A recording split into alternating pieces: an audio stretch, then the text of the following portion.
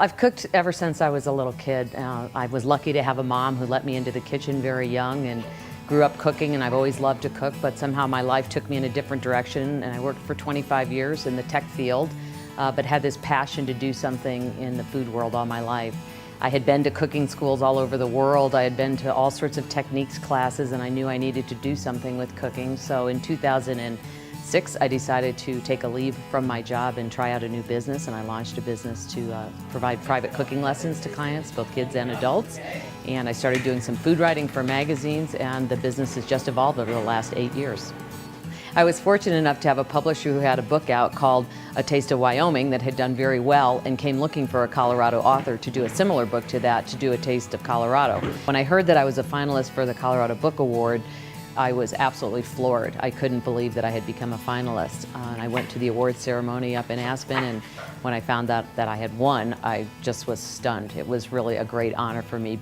The second book is the same theme, but it's a different state. It's A Taste of Washington.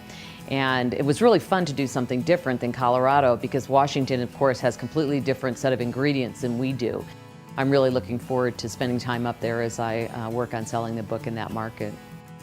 People ask me what I make myself for dinner. You know, everybody's frustrated. I get home from work, how do you get dinner on the table? And I said, I'll blog for 1 year every single day, and I'll tell you what I do for dinner. And I found that when that year ended, I missed blogging, and so I went to a more traditional blog and started building out both my travel blog and my food blog. I was very adamant when I launched my food business, because I was at a stage in my life where I spent a chunk of my time giving back to the community.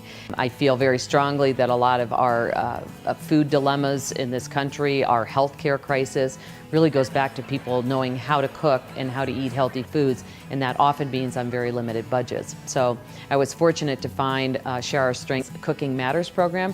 Cooking Matters teaches low-income families how to cook nutritious meals on a budget. I'm also a local gardener advocate for Produce for Pantries, and that's really not an organization, it's really a movement trying to get local school gardens, community gardens, home gardeners, anybody who's got excess produce growing in their garden, instead of having that go to waste or you pile up another bowl of zucchinis on your coworkers at work, that gets taken to a food pantry. Food pantries today have largely canned goods in them, not always the healthiest food in food pantries based on what's donated, so this way we can get fresh produce into the pantries.